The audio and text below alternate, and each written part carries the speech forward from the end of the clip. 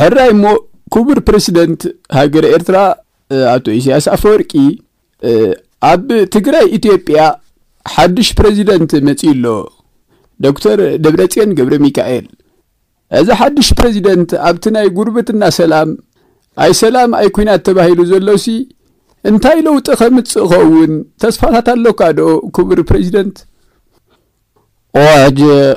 ብዙሓት ተስፋታት ኣለውኒ እንታይ ተስፋ ኣለካ ኣልካ ታሕት ከለኻሲ ተስፋታት ኣለወና መራይ ክልኒ ይብለካ ደል ቀዳምነት ማለት እዩ ብዛዕባ ተስፋታትካ ሰብ ክሓተካ ከሎ ብዙሓት ተስፋታት ኣለውና ብዛገር ውን ከምውልቀይ ብዙሓት ተስፋታት ኣለውኒ ግን ተስፋኻ እንታይ ተሓስብ ኣለካ ተይልካ ዝግድሰካ ነገር ውን ስለዘይኮነ ብዙሕ ክደክም ይብልካን እየ ዝብላነ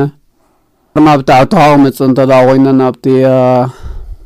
ዶክተር ደብረጽዮን መጽኢሎ ቆሚድ ኣምሰለ ለውጥታት ክመጽኡ ተባሂሉ ተዘሪብሉ ነዚ ጉጥቡና ሰላም ቁሩብ ደወፍውሶ ኸውን ሓድሽ ነገር ዶ መጽኡ ኸውን ዘናገራት ከራጋዳ ሆና qabዝናይ ኣይ ሰላም ኣይ ኩናት ናይ ምትሕርፋፍ ጉዳያት ከሃዳዶ ሆና ተባሂሉ ብዙሕ ሰብ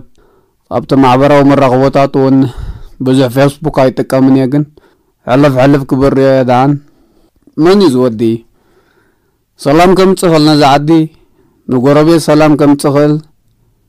ተገዳላዩ ድፈራ ነገር የብሉን ናጻ ስለዝኾነ ተማሂሩን ስለዝኾነ ተባሂሉ ብዙሕ ተዘሪብሉ ተገዳላይ ድፈራ ነገር የብለን እንዳሪልካ ማይ ከብ ቅድሚኻ ከእከብ ከሎ ማይክሮፎናት እንታይ ገብገብ ትብል ኣለካ እንታይ ተፍርሕ ኣለካ ንማይክሮፎን ትፈርሕ ተገዳላይ እንዳር ኮይንካ ደሓን ሰሚዕካ ኣለኹ ጥራይ ኣትብሉን እዚ